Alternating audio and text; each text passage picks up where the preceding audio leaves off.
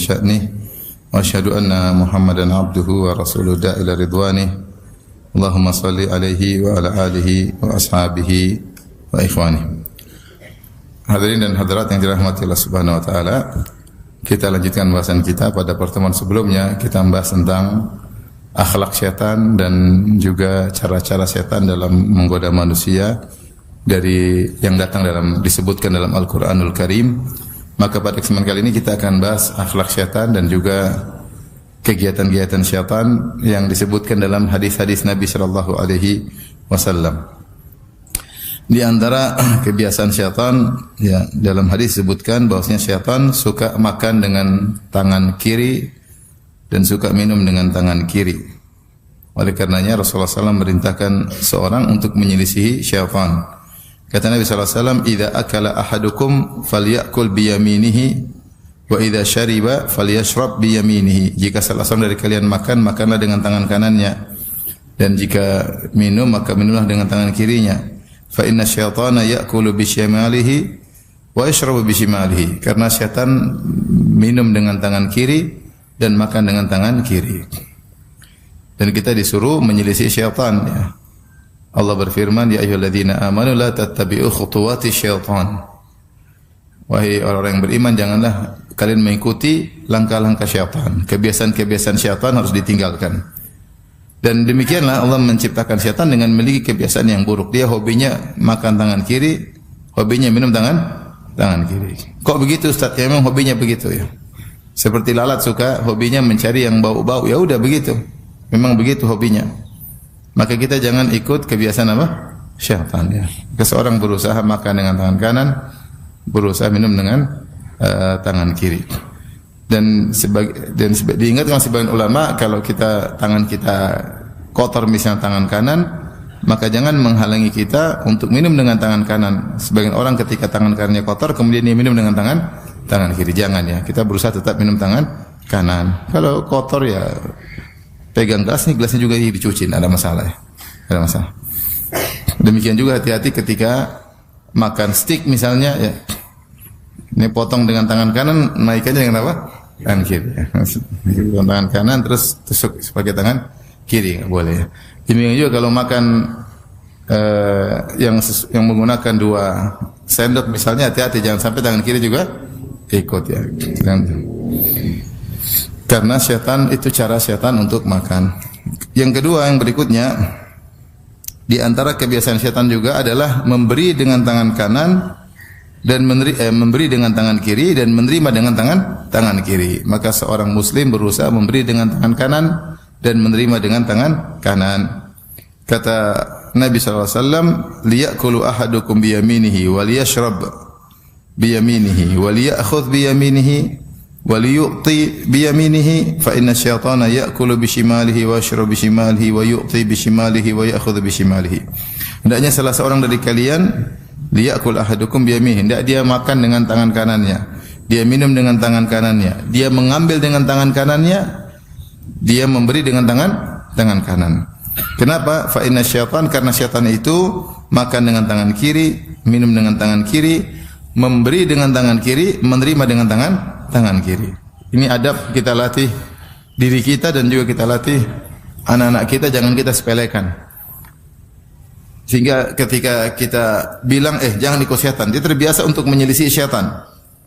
Bahwasanya kebiasaan makan tangan kiri itu kebiasaan syaitan, minum tangan kiri kebiasaan syaitan, memberi tangan kiri kebiasaan syaitan, menerima tangan kiri dengan kebiasaan syaitan. Sehingga permusuhan terhadap syaitan selalu hadir dalam hatinya. Ya, kita ingin anak makan tangan kiri itu syaitan, seperti itu. Ya, jangan tangan kiri. Kalau ngambil tangan kanan, kalau menerima juga tangan kanan. Kadang-kadang kita gampangin, ya. Mungkin lagi sibuk apa, kita kasih tangan kiri, ya. Janganlah. Kita berusaha, kalau memang terpaksa, ya ada uzur syar'i atau darurat, itu lain cerita, bilang maaf. Tapi kalau kita bisa, kita dapat pahala. Kita apa susahnya kita rosek, sebentar baru kita kasih. Insya Allah dapat pahala. Karena kita menyelisih apa? Syaitan, ya. Kemudian di antara kebiasaan syaitan yang aneh, syaitan suka pakai sendal satu saja, ya. Kok begitu Ustaz? Ya udah, itu hobi setan. Melihat lalat sukanya ke sampah, ya itu hobinya lalat sudah. Jangan tanya kenapa. Tanya langsung kalau mau tanya. Kata Nabi sallallahu alaihi wasallam, "La yamshiyanna ahadukum fi na'lin wahidah. Lian alhuma jami'an aw liyuhfihuma jami'an." Riwayat Muslim, kata Nabi sallallahu alaihi wasallam, janganlah salah seorang dari kalian berjalan dengan satu sendal. Hendaknya dia pakai dua-duanya atau dia lepaskan dua-duanya. Dan di antara sunnah Nabi sallallahu alaihi wasallam, terkadang Nabi sallallahu alaihi wasallam jalan hafian, terkadang Rasulullah sallallahu alaihi wasallam jalan tidak pakai sendal. Untuk menunjukkan ketawaduan, tidak harus selalu necis, tidak harus selalu keren. Bahkan Rasulullah SAW mengatakan, al-badadatu minal iman, kesederhanaan, ketidakrapian kadang-kadang bagian daripada iman. Jadi tidak selalu harus keren, harus necis, harus setrikanya licin, tidak harus begitu. Biasa saja. Agar kita tidak terlalu condong pada dunia. Ya. Sebagian masyayikh kadang-kadang rapi, kadang-kadang kesal meraut, nggak ada masalah. Ya. Tidak harus necis terus. Tidak harus keren terus ya. Sekali-sekali tidak keren agar kita ini tidak selalu condong pada apa? Dunia ya. Kalau terlalu keren penampilan selalu perhatikan ya. Biasa-biasa aja. Biasa-biasa aja ya. Ya. Kalau enggak keren, enggak pede, akhirnya terbiasa dengan dunia dan terbiasa dengan penilaian apa? Penilaian netizen. Kata Rasulullah SAW, jangan pakai sendal satu, pakai dua-dua atau lepas dua-duanya. Dalam riwayat dari Tahawi dalam Mushkil Athar, kata Nabi SAW, inna syaitana yamshi fin na'lil wahidah. Karena syaitan itu jalan pakai satu sendal. Ya udah begitu, percaya aja. Syaitan sukanya pakai satu sendal. Kenapa? Ya begitu hobinya. Adapun para ulama ketika membahas larangan memakai satu sendal aja, mereka menyebutkan beberapa ilah, beberapa sebab larangan. Pertama, karena ini hobi syaitan, jadi jangan diikuti. Syaitan sukanya pakai sendal satu. Mungkin kalau syaitan punya toko sepatu, jualnya satu-satu.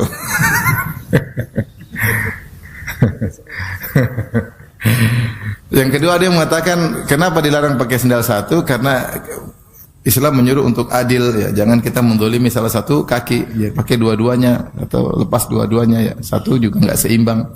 Yang ketiga sebenarnya mengatakan dilarang pakai sendal satu karena menimbulkan syuhrah.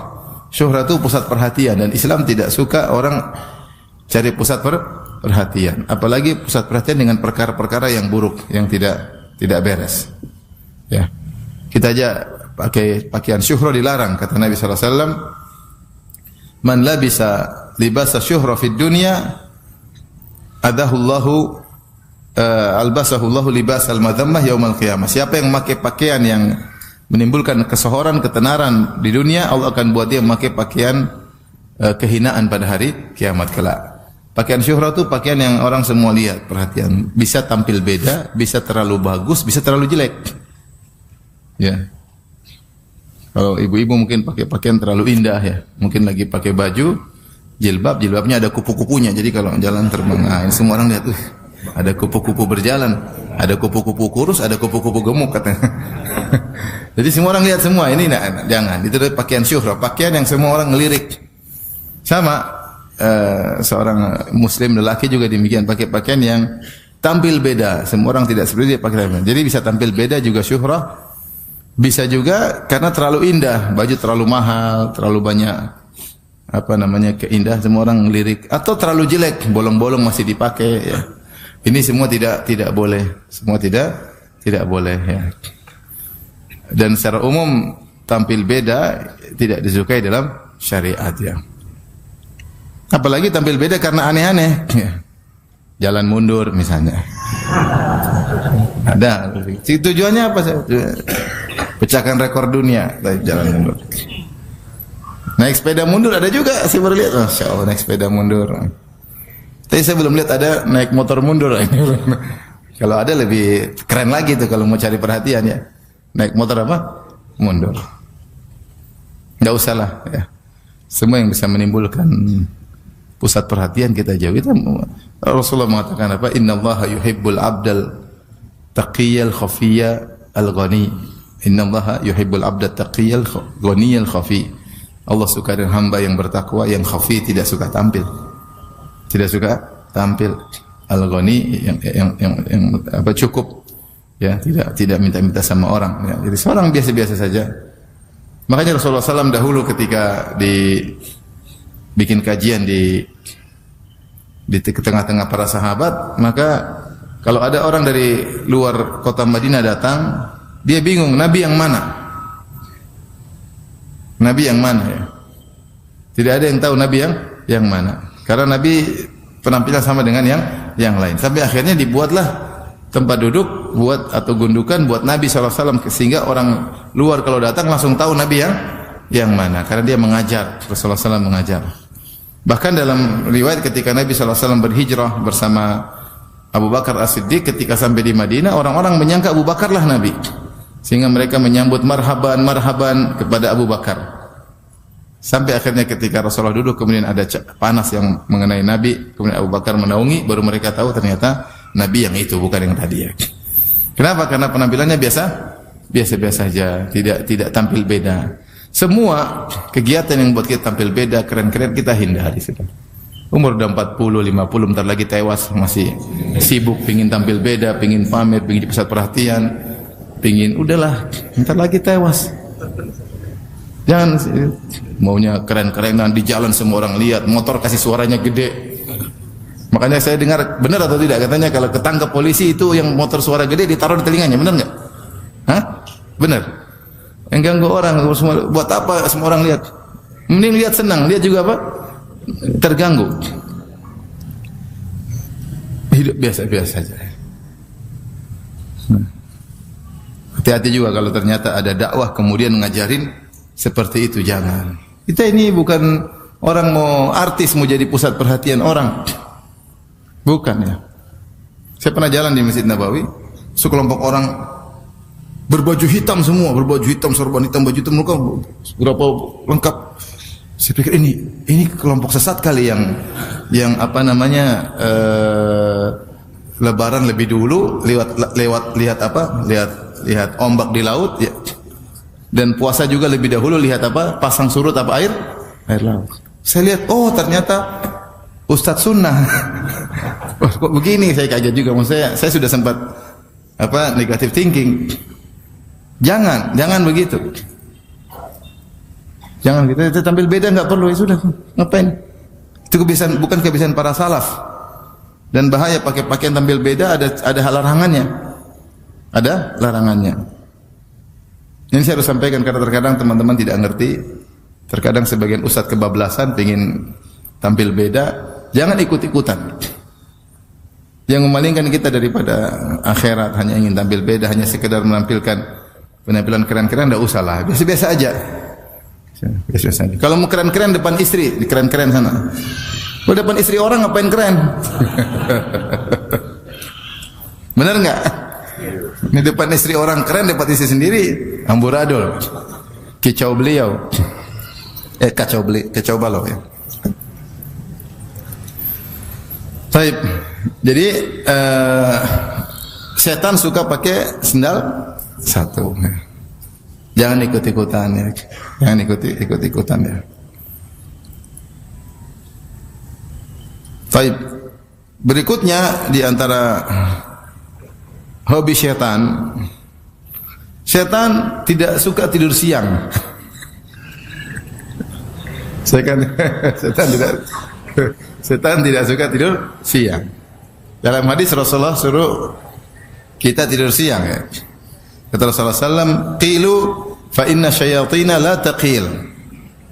Tidurlah sianglah kalian. Sungguhnya setan tidak tidur siang ya. Hadis riwayat Tabrani dan Abu Nuaim dan Al-Khatib dan dihasankan oleh Syekh Albani bi majmu'i turuqihi. Banyak riwayat sehingga dinilai hasan oleh hadis yang hasan oleh Syekh Albani rahimahullahu taala.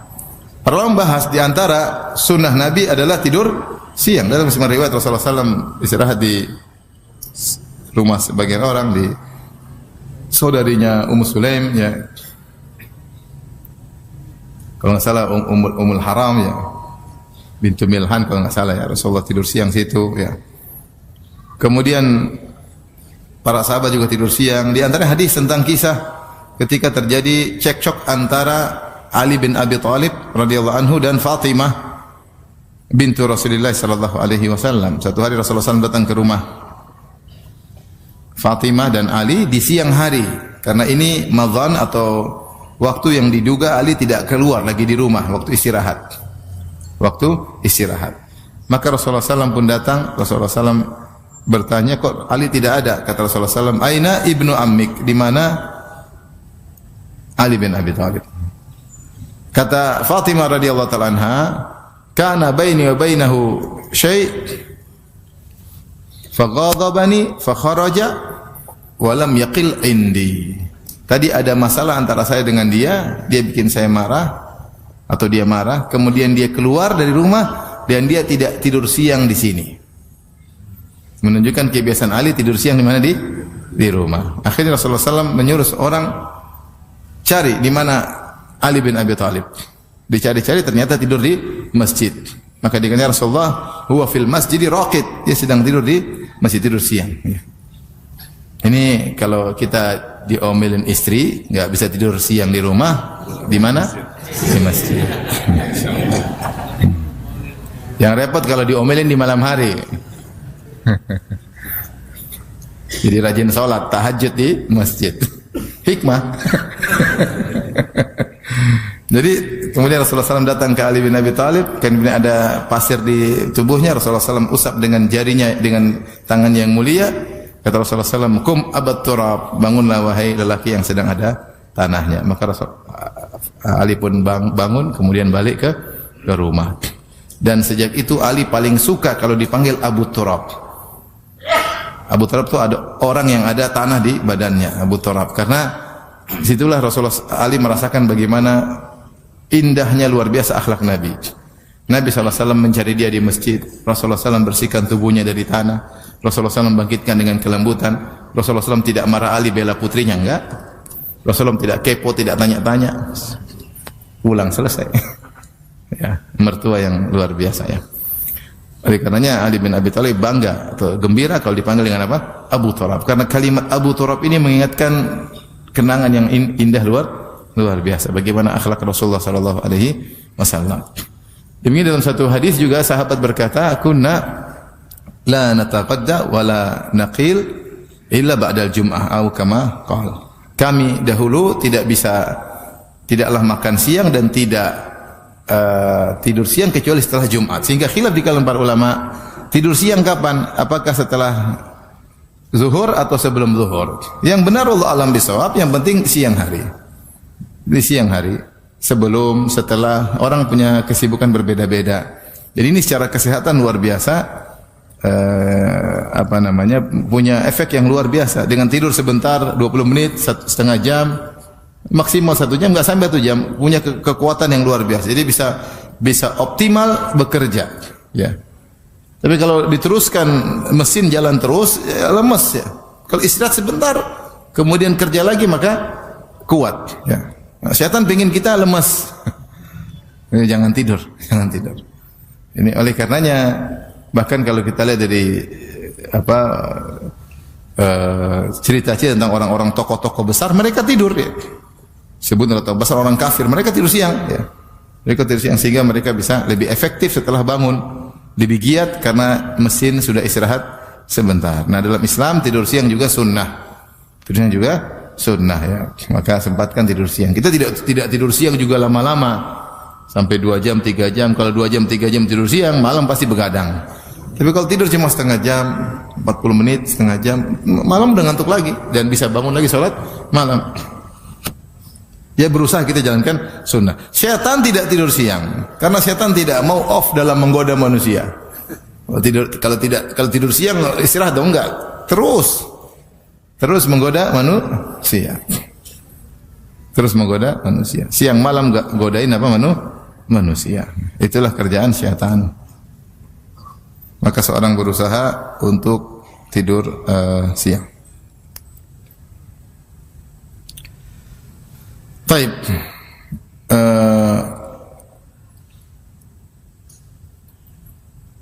Sebagaimana pernah kita sebutkan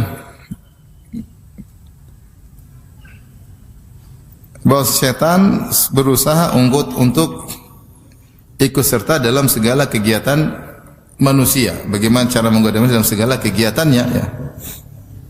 Dalam segala kegiatannya. Dalam hadis Rasulullah SAW bersabda, "Inna syaitana yahduru ahadakum inda kulli syai'in min sya'nihi." Sungguhnya syaitan menghadiri salah seorang kalian dalam segala kegiatannya. Jadi syaitan selalu hadir. Bahkan kalau orang ini mau keluar rumah, syaitan sudah siap menanti untuk menggodanya. Inna syaitana qa'ada li bini Adam bituruqihi biatruqihi. Syaitan itu nongkrong di semua jalan yang ditempuh oleh anak Adam. Ya, dalam Al-Qur'an Allah mengatakan, "Tsumma la'atiyannahum min baini aydihim wa min khalfihim wa an aymanihim wa an syama'ilihim wa la tajidu aktsarahum syakirin." Ya Allah, benar-benar aku akan datangi anak-anak Adam dari depan aku goda, dari belakang aku goda, dari kanan aku goda, dari kiri aku goda. Jadi syaitan selalu menggoda. Saya sering sampaikan, kalau kita ini kan ada kegiatan, ada kerjaan, ya. Kerjaan di rumah, kerjaan di luar. Kalau syaitan enggak punya kerjaan kecuali menggoda. Tidak ada disebut dalam riwayat setan berdagang, setan apa, enggak ada. Ya, jadi setan ini benar-benar fokus nggodain kita. Dia cuma liburan kalau bulan Ramadan. Dibelenggu. Habis itu Ramadan aktif kembali. Jadi jangan sampai kita merasa ada saat-saat kita setan off. Dia aja enggak mau tidur siang nggodain kita. Enggak mau tidur siang. Kalau kita sudah mulai digoda-goda, ini setan menggoda ini. Bisik-bisikin, dibuat hasrat bergerak, ini setan udah. Bergejolak setan. Makanya Allah berfirman dalam surat Al-A'raf, "Innal ladzina taqaw idza massahum ta'ifum minasyaitani tadhakkaru fa idza hum mubsirun." Sungguhnya orang bertakwa jika dia merasa ada godaan setan, dia ingat, oh ini saya lagi tergoda ini. Buktinya saya dibuat mikir macam-macam.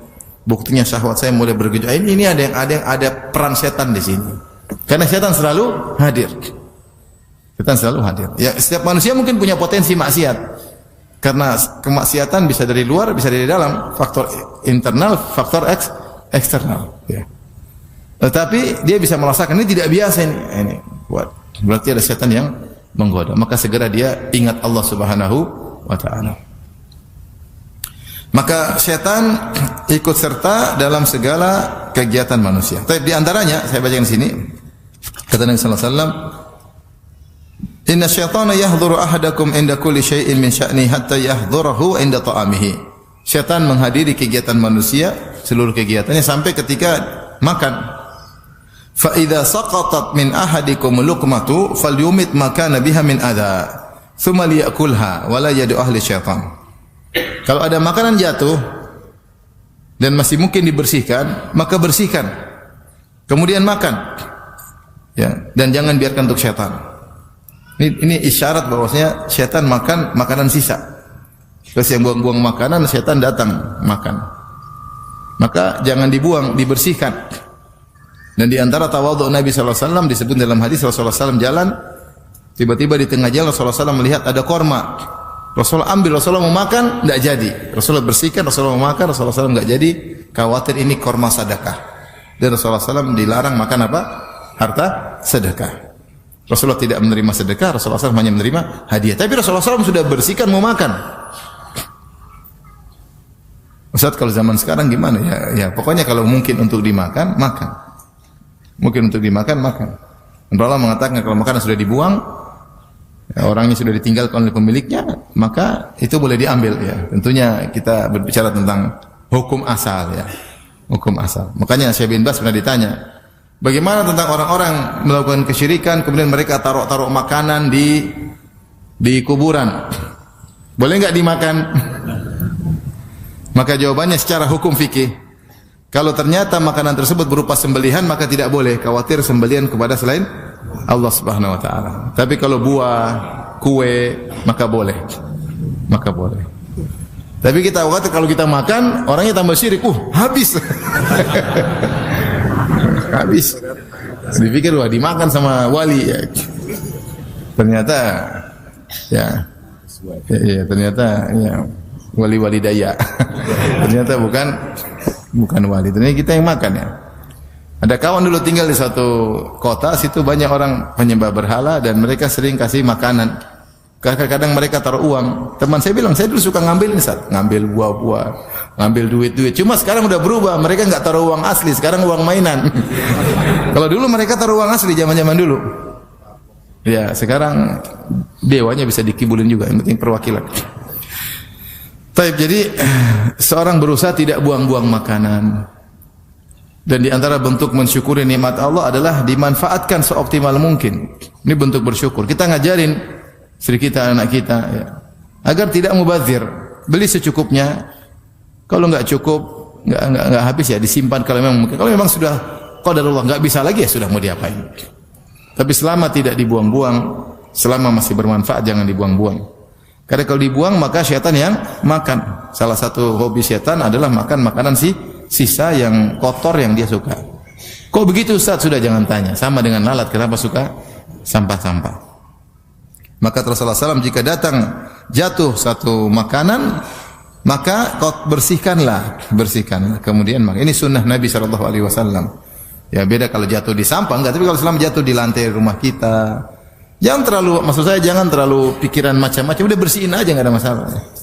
Beda kalau jatuh mungkin di luar kena kotoran atau apa yang lain. Tapi kalau di rumah, di lantai rumah kita, kita lagi di kamar jatuh, ambil aja. Jangan terlalu higienis, kata dokter. Kalau terlalu higienis dia enggak punya imun untuk apa? Terlalu higienis susah sendiri ya. Susah sendiri. Nah, saya dulu punya kawan ada higienis banget, dikit-dikit cuci tangan, mau makan cuci tangan, mau satu lagi cuci tangan, sakit ya. Terlalu apa? Higienis ya. Terlalu steril ya. Salah ya? Terlalu steril atau terlalu higienis? Sama ya? Mirip ya. Ada dokter sini enggak enak. Baik. Bahkan Rasulullah SAW mengatakan fa idza faragha fal ya'laq asabi'ahu. Kalau sudah selesai makan hanya dia jilat jari-jarinya. Kenapa? Fa innahu la yadri fi ayyi ta'amihi takunul barakah. Dia tidak tahu keberkahan di mana. Jadi kalau kita makan nasi satu piring, ada berkah di antara makanan tersebut. Entah di awal kita makan, entah di pinggir, entah di tengah, entah di akhir. Maka untuk memastikan kita makan tersebut berkah kita pasti masuk dalam tubuh, maka makan semuanya. Oleh karena kita harus ngambil secukupnya dan kita makan semua. Bahkan kata Nabi kalau ada tersisa ini dijilat. Ya. Pertama di antara hikmahnya, siapa tahu yang tersisa di jari itulah yang berkah. Apa fungsinya? Kalau kita makan berkah berarti tambah iman.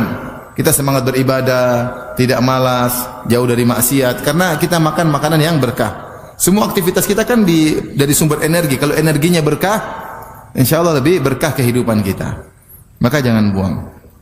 Maka Rasulullah suruh makan dari sisa, bahkan di jari dijilat ya.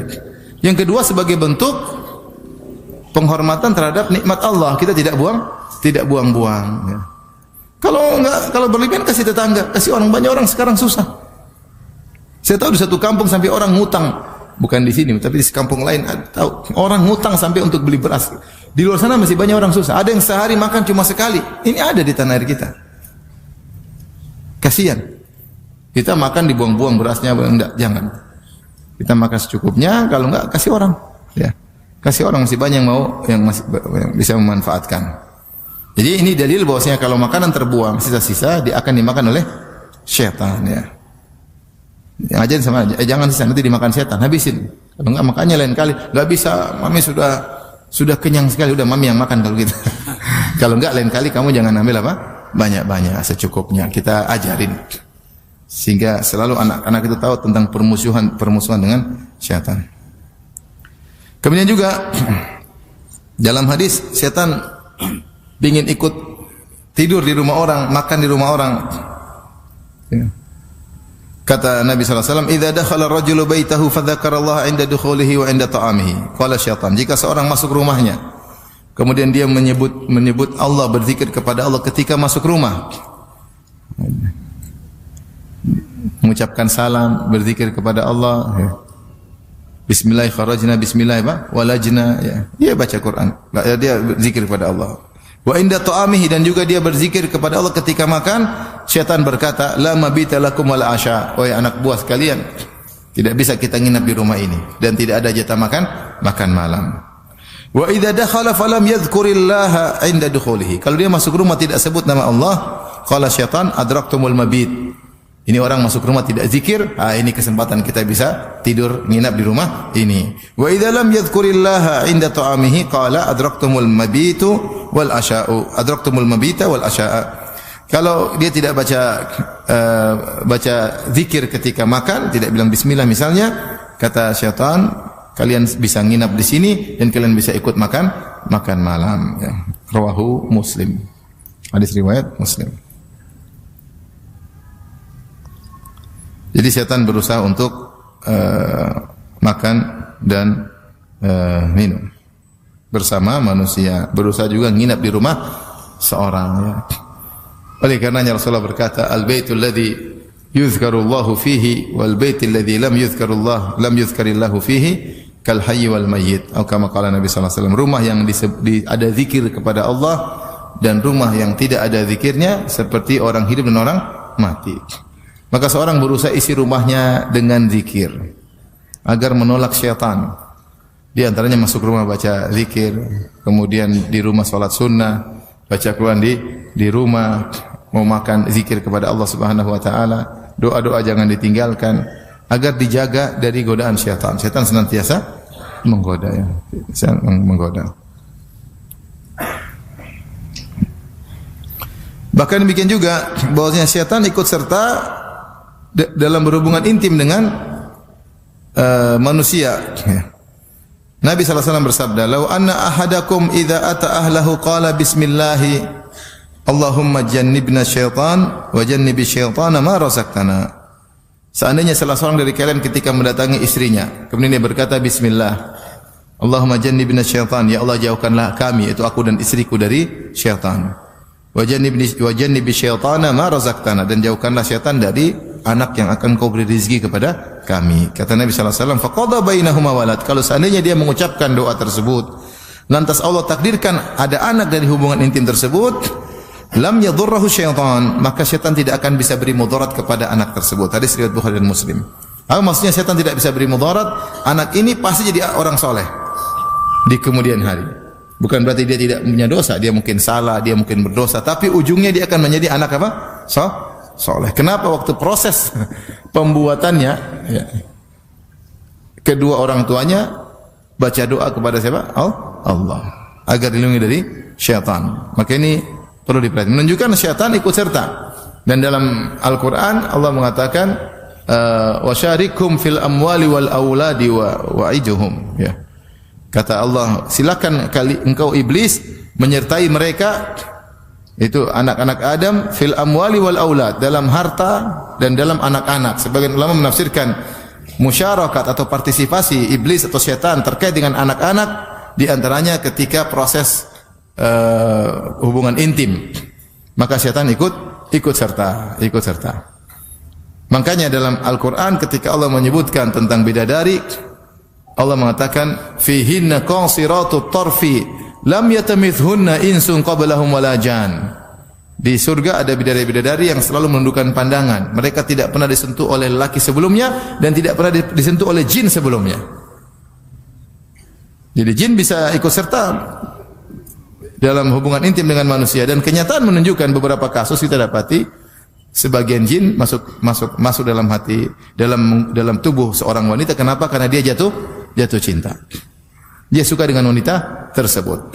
Dan di antara pernah kasus yang saya hadapi, seorang wanita susah untuk kita ruqyah.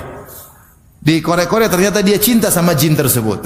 Cinta manusia dan jin terjadi. Sehingga bisa, nah kalau kita cerita banyak kasus, tapi itu di antara yang pernah kita hadapi langsung, bahwasanya kalau cerita juga banyak ya.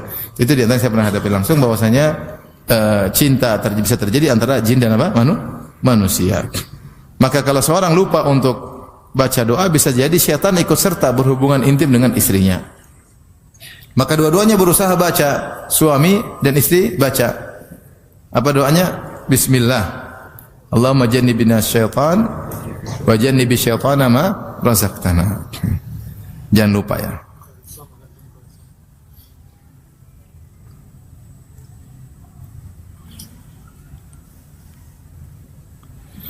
Kemudian di antara kebiasaan syaitan ya ingin manusia marah ya.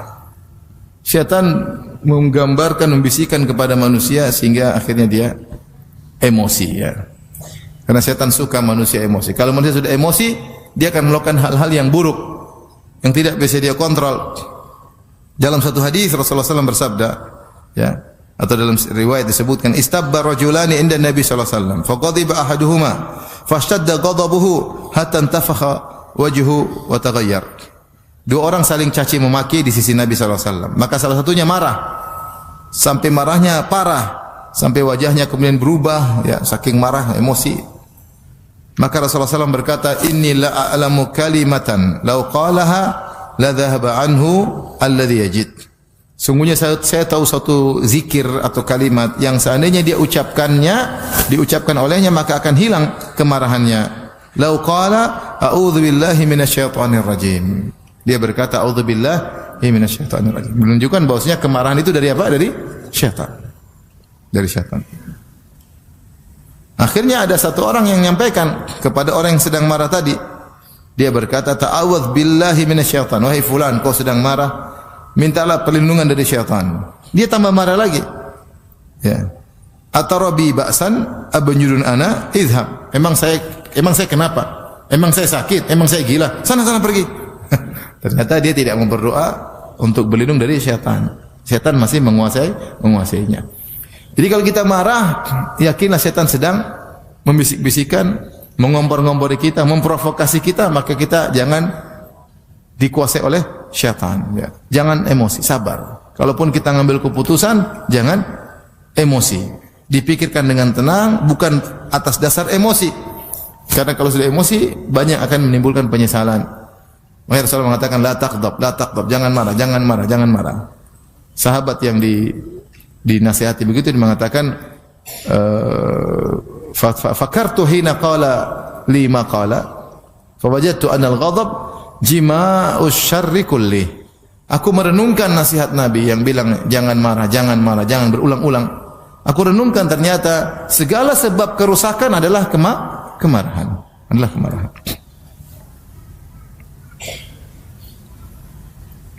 Baik, di antara godaan syaitan, ya, kegiatan syaitan suka bikin manusia sedih. Satu bikin suka manusia marah. Di antara suka bikin manusia sedih. Seperti dalam Al-Quran Allah sudah sebutkan, Innama najwa minasyaitani liyahzuna alladhina amanu. Sungguhnya bisik-bisik dari syaitan untuk membuat orang-orang beriman sedih. Datang seorang Arab Badui kepada Nabi sallallahu alaihi wasallam. Dia berkata, "Ya Rasulullah, ra'aitu fil manami ka'anna ra'si dhurib, fatadahraj." Ya, sungguhnya saya mimpi, dalam mimpiku kepalaku dipukul lepas dari kemudian jatuh apa namanya kalau menggelinding, jatuh menggelinding. Maka Rasulullah SAW berkata kepada Arab Badui tersebut, la tuhadditsun nas bitala'u bi syaitani bika fi manamika. Jangan kau ceritakan kepada orang tentang permainan syaitan terhadapmu dalam mimpimu, ya. Jadi syaitan kalau tidak bisa goda orang ketika dia dalam kondisi sadar, digoda dalam kondisi sedang tidur dengan berbagai macam godaan. Dibuat sedih. Sebagian orang dibuat ingat dengan maksiat-maksiat masa lalu. Tidur dibuat mimpi dengan CLBK-nya. Lagi ngomel-ngomel sama pasangannya, tidur tahu-tahu mimpi indah, ketemu dengan pacar lama. Siapa yang kasih mimpi? Syaitan. Dibuat sedih, dibuat takut, dibuat khawatir. Syaitan punya peran. Syaitan bisa masuk dalam alam mimpi, kemudian memberi rasa takut kepada manusia, dibuat sedih. Maka Rasulullah mengatakan, jangan kau ceritakan kepada manusia tentang apa godaan syaitan bermain-main, memainkan engkau, mempermainkan engkau. Jangan kau ceritakan kepada manusia di mana syaitan bermainkan engkau dalam mimpimu. Jabir radhiyallahu anhu berkata, sami'tu Nabi sallallahu alaihi wasallam, ya, aku mendengar Rasulullah sallallahu bersabda, la yuhaddithanna ahadukum bitala'u bisyaitan bihi fi manamihi. Janganlah sesekali seorang dari kalian bercerita kepada orang-orang tentang bagaimana dia dipermainkan oleh syaitan dalam mimpinya. Di antara godaan syaitan adalah membuat orang suudzon, ya. Seperti dalam hadis yang masyhur ketika Nabi sallallahu alaihi wasallam sedang i'tikaf, kemudian datang istrinya Sofia bintu Huyai. Rasulullah ngobrol, setelah itu Rasulullah SAW antar istrinya untuk pulang ke rumah. Maka Rasulullah SAW antar, ketika Rasulullah sedang jalan SAW dengan istrinya, tiba-tiba ada dua orang Ansori jalan cepat. Biasanya jalannya Rasulullah jalan biasa. Rasulullah juga jalan cepat. Ternyata ini jalan lebih cepat.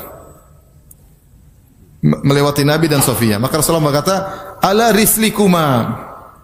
Tunggu dulu, kenapa cepat-cepat?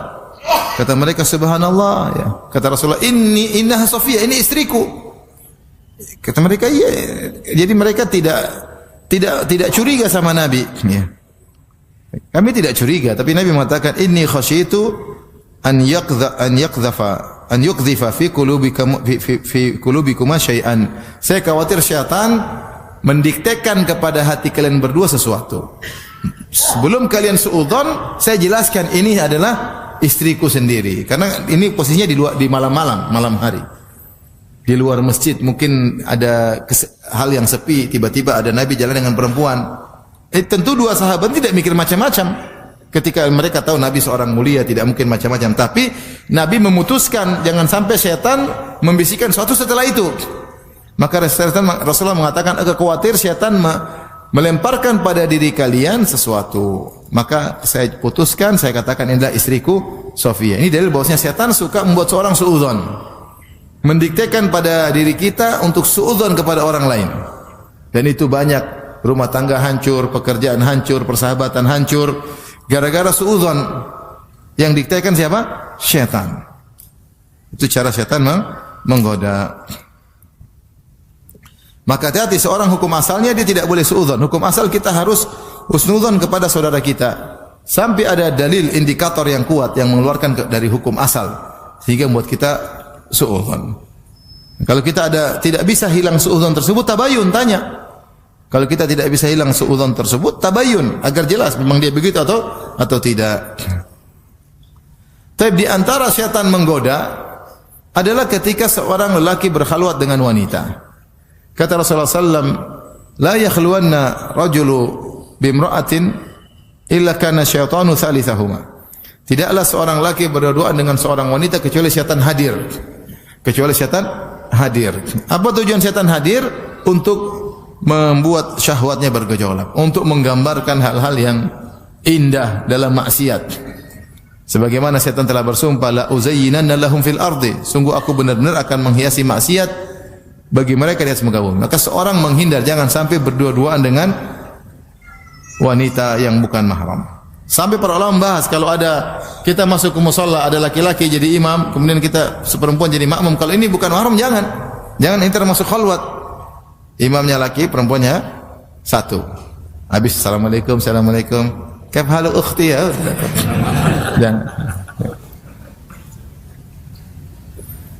Jangan berdua-duaan. Di antara berdua-duaan yang dilarang kalau satu laki satu perempuan dalam lift. Laki perempuan tidak ada orang. Karena apa itu khalwat? Khalwat itu berdua-duaan dan tertutup dari pandangan manusia. Itu namanya khalwat. Adapun misalnya saya di sini terus ada perempuan datang, saya berdua di sini, tapi dilihat oleh banyak orang, ini bukan khalwat. Khalwat itu tertutup dari pandangan apa? Manusia. Rasulullah pernah didatangi oleh seorang wanita kemudian berdua dengan wanita tersebut, tapi di hadapan pandangan para sahabat. Karena kalau di hadapan orang setan menggoda susah, tapi kalau sendirian berdua ini yang repot. Ya. Tapi kalau lift memang cuma sebentar ya, kecuali liftnya 100. Ini ya 100 tingkat itu cuma sebentar. Hukum asalnya nggak boleh, tapi kadang-kadang darurat kita ya sudahlah. Hukum asalnya tidak boleh. Apalagi wanita tersebut kita kenal, mending kita keluar. Misalnya kita masuk lift ternyata istri teman kita, jangan masuk. Tapi kita masuk lift ternyata orang Arab, orang luar negeri, ya insya Allah dia nggak goda kita dan kita juga tidak menggoda. Darurat ya. Tapi kalau kita kenal itu mending jangan, nggak usah. Karena setan lebih mudah untuk menggoda. Di antara bentuk ikhtilah, bentuk berkhalwat adalah seorang dokter dengan susternya, dengan pasien, dengan suster. Misalnya dia lagi berdua, susternya ada suster perempuan, dia laki-laki. Sehingga ya tujuannya suster lebih lincah untuk pegang perempuan dan macam-macam ya. Maka dia tidak boleh tutup pintu. Kalau tutup pintu berarti dia berkhalwat. Kalau ternyata petugasnya, kecuali perempuan dua petugasnya, nggak ada masalah, tidak khalwat. Tinggal dia jaga diri. Tapi kalau dia laki dokter sendiri, perempuan satu, suster satu, nah ini khalwat. Kalau dia tidak khalwat, buka pintu sehingga pasien bisa melihat apa yang sedang mereka kerjakan. Dia tidak tutup pintu kecuali pasien masuk. Di antara khalwat juga tadi, dokter dengan pasien perempuan sendiri. Dan itu mungkin terjadi, emang dokter malaikat. Ya. Ya, enggak juga ya. Dokter juga bisa tergoda. Dokter juga ada masalah dengan istrinya, ya. Ini dapat perempuan cantik, perempuan ini juga ada masalah dengan suaminya. Repot. Jadi banyak kasus. Seperti khalwat belajar, ternyata dibuat grup kerja. Grup kerja kelompok, satu lagi satu perempuan. Ketemuan, ini aduh ngeri. Oleh karenanya, kenapa sering terjadi zina ketika berduaan? Yang itu perempuannya biasa aja kok. Coba lihat, oh biasa aja. Ya biasa aja, tapi ada setan yang menghiasi. Itu laki biasa aja, iya biasa aja, tapi ada setan yang menghiasi sehingga terlihat indah. Ya. Ini laki-laki hitam tapi gara-gara setan bisikan jadi kelihatan Korea. Ada setan yang hadir. Apa tugas setan? Memang setan hadir nonton doang? Enggak. Dia hadir untuk menggoda. Untuk menggoda, maka waspada. Aku waspada. Tapi Ustaz, kalau kita chattingan sama cewek, chatting bukan khalwat. Teleponan sama cewek bukan khalwat. Tetapi kalau menimbulkan maksiat, hati-hati. Mungkin sehingga adab telepon ada, adab chattingan apa? Ada. Orang tanya, Ustaz, kefal Ustaz, khair. Ustaz, saya ada pertanyaan, silakan. Silakan tanya. Oh, ini wajar. Tapi kalau teleponnya, Ustaz, masih kenal saya Ustaz? Emang siapa? Itu Ustaz yang kemarin baju ungu. Wih, oh itu. Nah, udah selesai. Ini bukan khalwat ya, tapi maksiat. Akhirnya telepon setengah jam betah. Sama istri sendiri tidak betah. Abi lagi sibuk, Yes. Sama yang baju ungu setengah jam, 1 jam. Ini terjadi. Terjadi. Saya dilaporin oleh sebagian orang. Ustaz telepon sama istri orang sampai 40 menit. Ngapain coba? Syahwat itu. Sang akhwat terpesona dengan ustadznya, ustadznya juga senang dengan, oh ini ternyata pintar akhwatnya ngobrol nyambung. Kalau sudah itu maksiat. Ini hidup sebentar ya, hati-hati. Kenapa bisa indah? Karena ada setan yang hadir. Kalau WA juga yang sederhana, Ustadz apa hukumnya ini? Ya sudah. Makasih Ustadz, kik, kwek. Repot ya.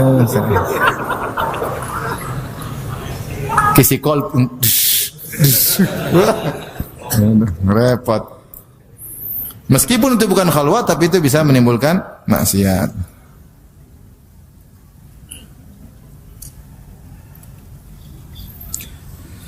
Tapi berikutnya, saya lupa tadi terkait mimpi.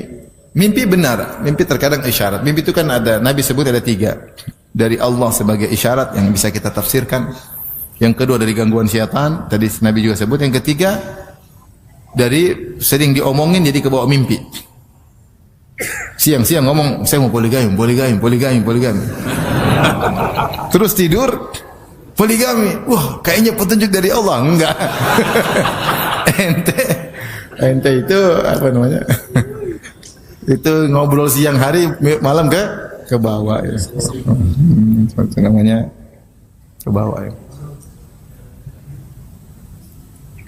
Ada cerita lucu, saya diceritain Allah benar atau tidak ceritain ya.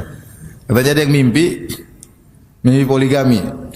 Sedih bangun dia senyum-senyum. Istrinya tanya, "Kamu kenapa senyum-senyum?" Enggak. "Kenapa senyum-senyum?" Enggak. "Kenapa?" Enggak, tadi Abi mimpi poligami. "Kamu tidur lagi ceraikan tuh perempuan," katanya. Baik, kita lanjutkan. Di antara godaan syaitan adalah berusaha merusak ibadah seseorang. Ini di antara tujuan utama syaitan. Merusak ibadah seseorang dengan berbagai macam cara. Di antaranya syaitan pernah lakukan kepada Nabi.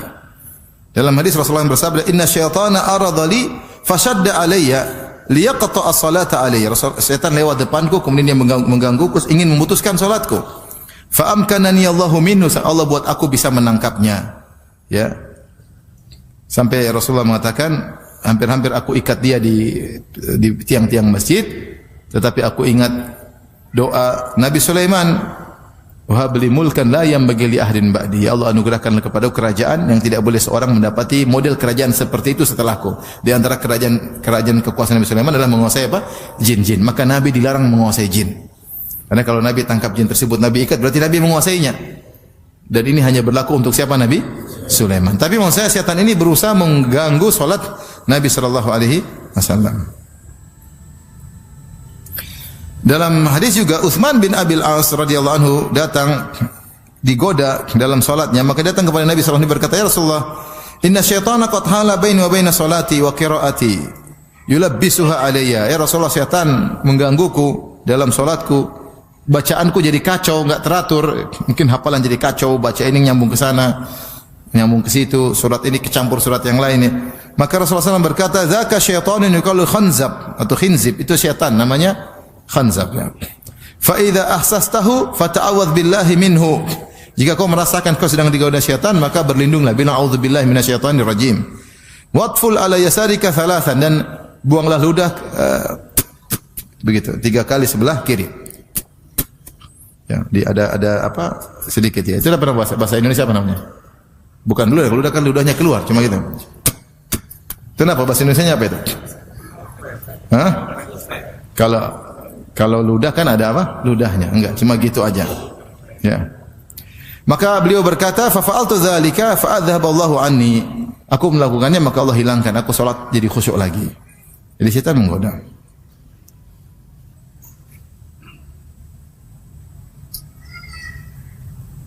Dalam hadis juga Rasulullah bersabda, "Inna syaitana ya'ti ahadakum wa huwa fi salatihi."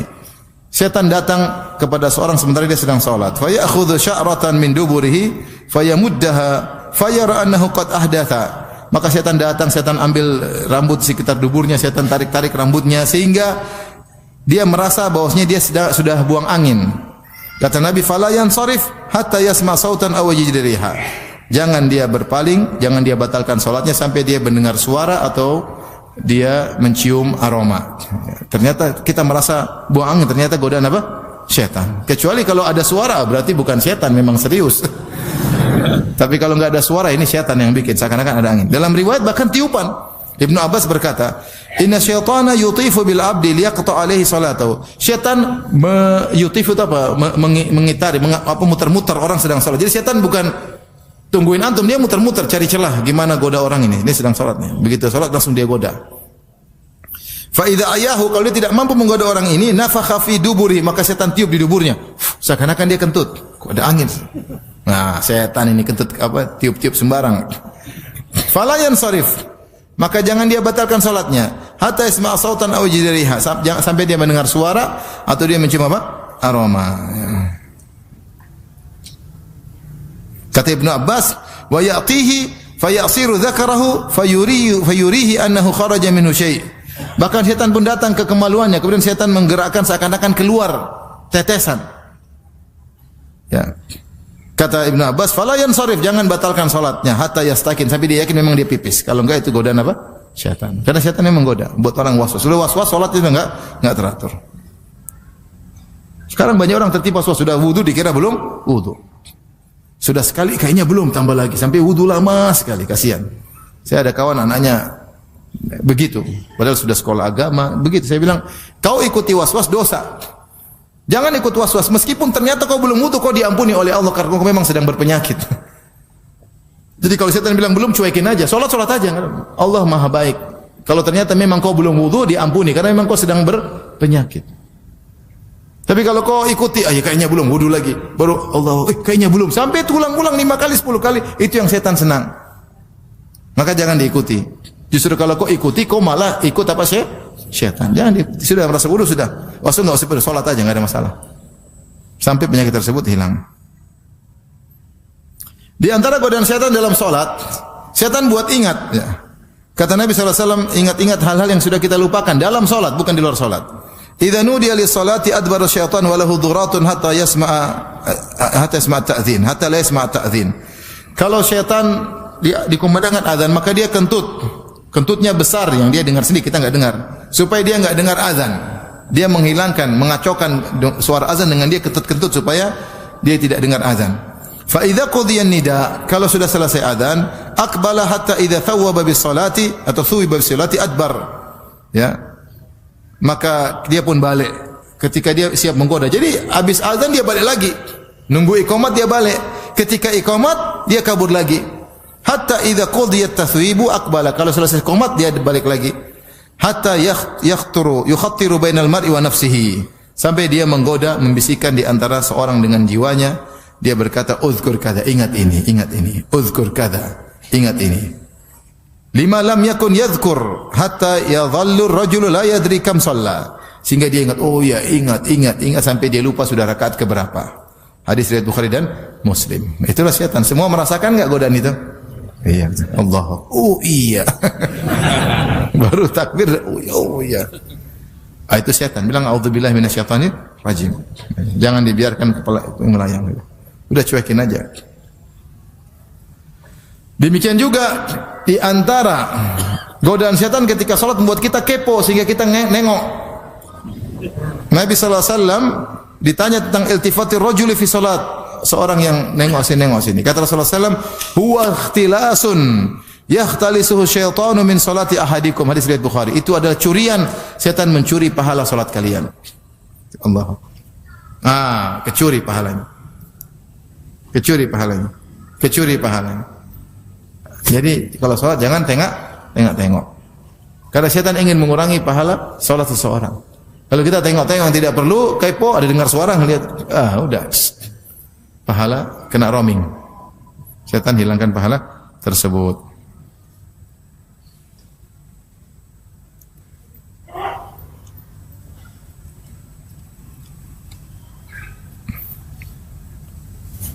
Di antaranya syaitan menimpakan sebagian dengan ain. Ain bisa jadi dari manusia, bisa juga dari apa? Syaitan, dengan bantuan syaitan.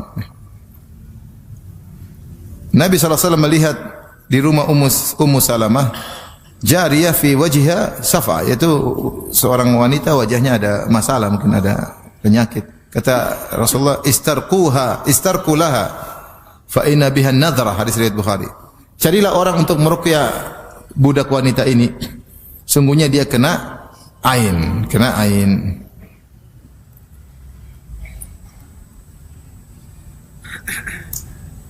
Ada yang menafsirkan ain min nadharil jin. Kata Abu Ubaid, anna syaitana asabaha. Ya. Yaitu ain dari jin. Jadi ain dari apa? Jin. Apakah jin yang langsung menimpakan ain ataukah dari manusia dengan pandangan jahat kemudian dibantu oleh syaitan sehingga prosesnya membuat orang menjadi kena mudarat, ya.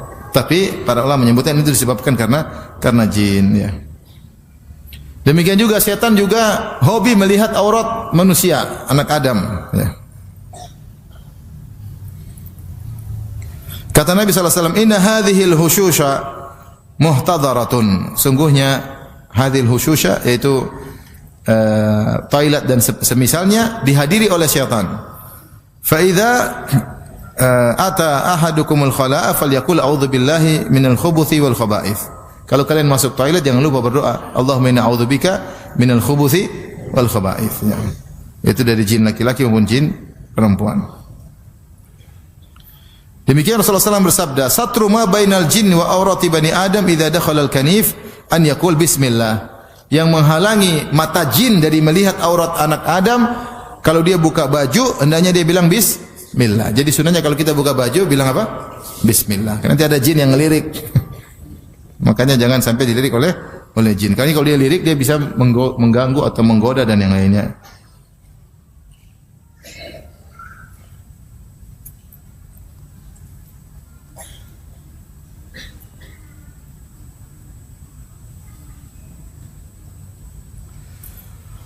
Baik, yang terakhir mungkin saya ingatkan bahwasanya di antara propaganda setan yang terbesar adalah memisahkan seorang suami dari apa? Istrinya. Dalam hadis Rasulullah bersabda, "Inna iblis wada'a 'arsyahu 'alal ma', thumma ba'atha sarayahu." Sungguhnya iblis meletakkan singgasananya di atas air, entah di mana. Air di mana, di lautan mana, di samudera mana.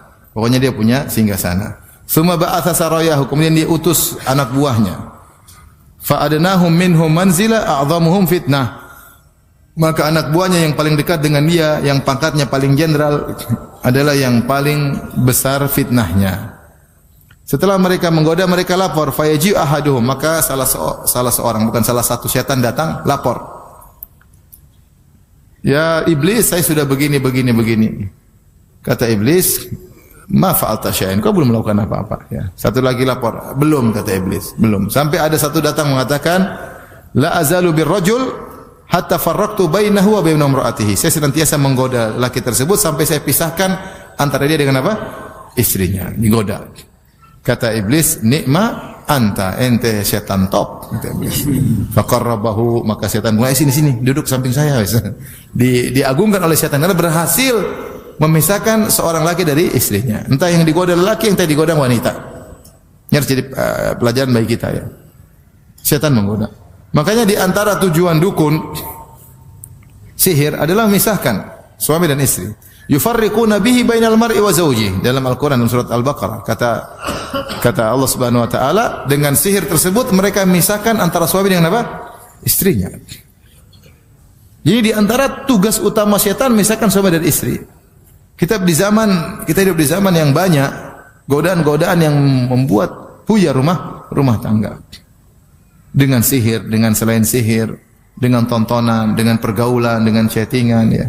Kemarahan, ketidakpuasan, banyak hal. Maka seorang berusaha mempertahankan rumah tangganya semaksimal mungkin. Kecuali memang kondisi tidak memungkinkan, karena itu salah satu tujuan iblis, tujuan syaitan. Kalau memang kondisi tidak mungkin, tidak mengapa seorang berpisah dari keluarganya. Tapi kalau masih memungkinkan dipertahankan, maka berusaha mempertahankan. Ya. Cross check yang salah dia atau pasangannya. Kalau dia salah, dia perbaiki diri. Kalau pasangannya yang salah, dia nasihati. Karena kalau dia berpisah maka telah menguntungkan dan menyenangkan apa? Syaitan. Demikian juga ikhwan dan akhwat, jangan jadi anak buah syaitan memprovokasi untuk cerai, jangan. Ikhwan jangan udah ceraiin aja istrimu, ceraiin aja, masih banyak bunga-bunga di Bekasi, masih banyak bertebaran. Udah tua aja, ceraiin aja udah. Akhirnya diceraikan. Ini luar biasa. Ini takhbib. Memisahkan suami dengan apa? Istri. Hati-hati. Laki-laki tidak boleh gitu. Atau laki-laki suka sama istrinya, goda ya. Suami memang begitu. Dia goda-godanya curhat sama dia, akhirnya pisah dari suaminya. Apa namanya kalau perebut istri orang? Kalau pelakor kan perebut apa? Laki orang. Kalau perebut istri orang apa namanya? Hah? Pebinor. Oh, perebut bini orang. Oh, baru nih. Jangan jadi pebinor ya. Perebut bini orang. Ini terjadi. Syaitan menghias. Lirikan mata menimbulkan teka-teki. Oh, subhanallah. Ini terjadi. Lihat istri orang juga ngelihat kita. Pertama, astagfirullah. Kedua, kau tengok lagi. Ketiga, ada aliran cinta. Udah selesai. Mulai setan menghiasi. Ya, kita selamatin dia. Suaminya zalim sama dia. Wah, mulai nyelamatin. Padahal pebinor. Ini terjadi. Demikian juga ibu-ibu. Jangan jadi anak buah setan memprovokasi seorang wanita untuk cerai dari apa? Suaminya. Ada misalnya seorang laki kemudian poligami, kemudian ibu datang kepada istri pertama, kepada istri kedua, kamu kok mau dipoligami? Kalau kamu mau, emang kamu nggak laku? Udah diprovokasi. Akhirnya dia merasa rendah ketika jadi istri kedua. Akhirnya cerai. Kamu harus nuntut, kamu harus gini, diajarin supaya kurang ajar sama suaminya. Kamu dikasih gini mau, itu istri pertama mau dapat begitu. Kamu cuma sepeda, dia Harley Davidson minta. Akhirnya rusak, diajarin kurang ajar sama ibu-ibu. Dosa. Ini anak buah apa? Syaitan. Atau sebaliknya datang kepada istri yang pertama. Emang kenapa? Kurang apa? Nggak bisa melayani, nggak bisa apa aja macam. Akhirnya dia merasa rendah, merasa hina, tidak kuat, merasa seakan-akan apa, akhirnya minta cerai. Sebabnya sebenarnya bukan dari dia, mungkin sabar, sebabnya gara-gara ibu-ibu. Maka hati-hati, ini semua setan ya. Kita jangan ikut mendukung propaganda syaitan, program syaitan, dan kita jangan menjadi anak buah apa? Syaitan ya. Kalau ada yang terjadi kita doakan semoga lebih baik, semoga akur ya. Jangan merusak rumah tangga orang lain. Allah ta'ala alam bisawab. Ini saja yang saya sampaikan. Demikian saja. Wabillahi taufiq. Assalamualaikum warahmatullahi wabarakatuh.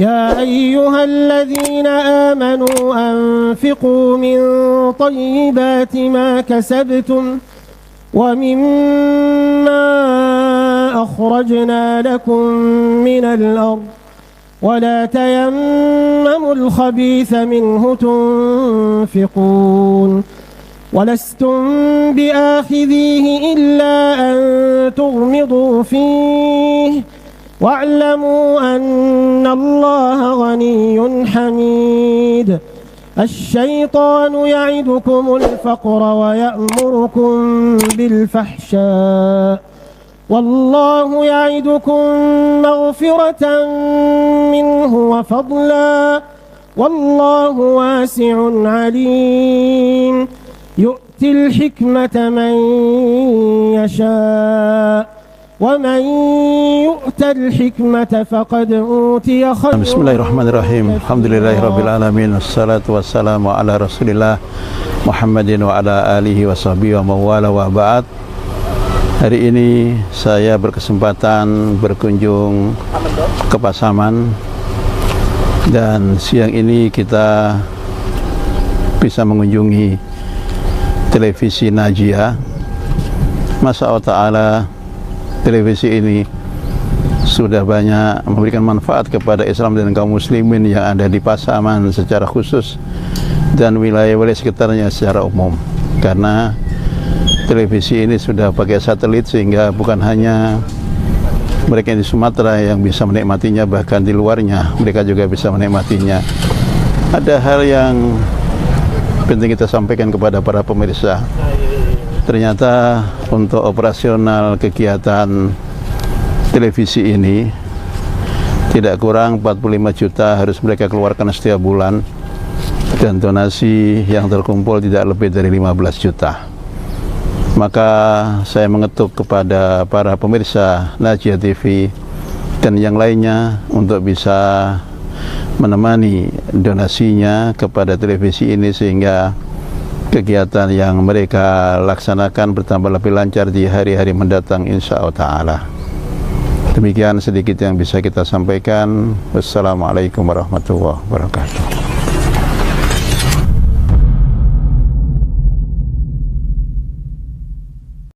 A'udzu billahi minasy syaithanir rajim.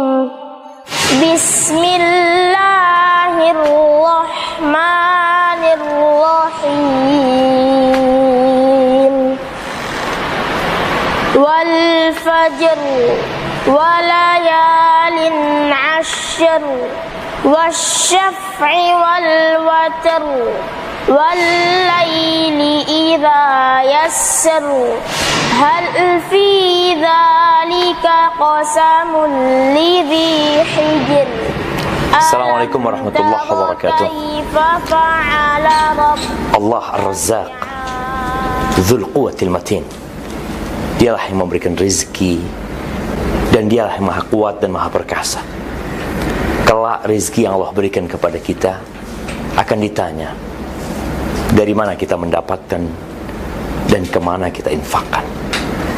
Alhamdulillah, Yayasan An-Najiat membangun sebuah pesantren dengan nama Ma'had Al-Afaf ya, yang berada di Pasaman Barat. Rasa ini menjadi salah satu tempat bagi kita untuk menginfakkan harta kita di sana. Dan yakinlah, mana qasad sadaqatun min mal, sedekah itu tidak akan mengurangi harta kita. Bismillah, alhamdulillah, wassalatu wassalamu ala rasulillah, haula wala quwata illa billah. Para pemirsa dan para muslimin yang dimuliakan Allah Subhanahu wa taala, saat ini saya sedang berada di lokasi pembangunan Ma'had Al-Afaf di Pasaman Barat yang sedang berlangsung pembangunannya. ada pembangunan masjid dan juga pembangunan asrama, pembangunan lokal dan juga rumah para pengajar. Alhamdulillah pembangunan sudah mulai berjalan ya, sebagaimana yang antum saksikan sekarang. Pekerjaan masih dalam proses ya, masih dalam tahap pembangunan. Kami tetap berharap dukungan doa dari antum, semoga pembangunan Ma'had Al-Afaf ini dimudahkan secepatnya bisa kita manfaatkan untuk pendidikan putra-putri kita dan mencetak generasi Islam yang akan sebagai penerus generasi ya umat ini dan juga bagi pembangunan bangsa dan negara kita ke depannya. Maka tidak lupa kami berharap kepada antum semua doanya dan juga dukungan donasi ataupun yang bisa diberikan untuk masukan-masukan untuk membangun kelancaran pembangunan ini. Dan kami juga mengucapkan terima kasih banyak jazakumullah khairan bagi para donatur yang telah menyisakan sebagian hartanya untuk mendukung pembangunan Ma'had Al-Afaf ini, di mana membutuhkan dana dukungan ya, walaupun dana utamanya datang dari seorang muhsinin atau donatur dari negara Kuwait, namun ada dana pendamping untuk kesempurnaan dari dana utama yang telah direncanakan di dalam sebuah program ini. Saudara-saudari kaum muslimin dan muslimat, saya Abu Zubair Hawari dari Pekanbaru. Bersama video ini saya ingin mengetuk pintu hati kaum muslimin dan muslimat untuk bersama-sama berjuang membantu pembangunan pondok pesantren Al-Afaf di Pasaman yang dibina oleh Ustadz Dr. Ali Musri Semjan dan juga Ustadz Desman Caniago. Nah, pondok pesantren adalah benteng anak-anak kita, tempat mereka dibina, dididik menjadi generasi-generasi muslim yang bertakwa dan istiqomah. Saat ini pondok pesantren Al-Afaf masih membutuhkan uluran tangan para donatur untuk menyelesaikan pembangunan. Apabila Anda, saya, kita semua bersama-sama, insya Allah menjadi ringan. Sedikit yang engkau infakkan, maka berlipat ganda di sisi Allah Subhanahu wa Ta'ala. Tinggalkan jejakmu di dunia, engkau wafat, pahala masih mengalir terus karena sedekah jariahmu. Ayo mari berinfak untuk pembangunan pondok pesantren. Amman hadzal ladzi yarzuqukum in amsaka. Assalamualaikum warahmatullahi wabarakatuh. Alhamdulillahirabbil alamin wassalatu wassalamu ala asyrafil anbiya'i wal mursalin wa ala alihi wa sahbihi ajmain. Amma ba'd. Kaum muslimin dan muslimat dimuliakan Allah Subhanahu wa taala, Yayasan An-Najiyah Pasaman Barat sedang membangun sebuah komplek pendidikan yaitu Ma'had Al-Afaf, Yayasan Najiyah Pasaman Barat. Alhamdulillah pembangunan ini membutuhkan biaya yang sangat besar. Yang kita memang ada bantuan, tapi kita harus mengumpulkan dana pendamping yaitu 5 miliar. Maka oleh karena itu kita mengajak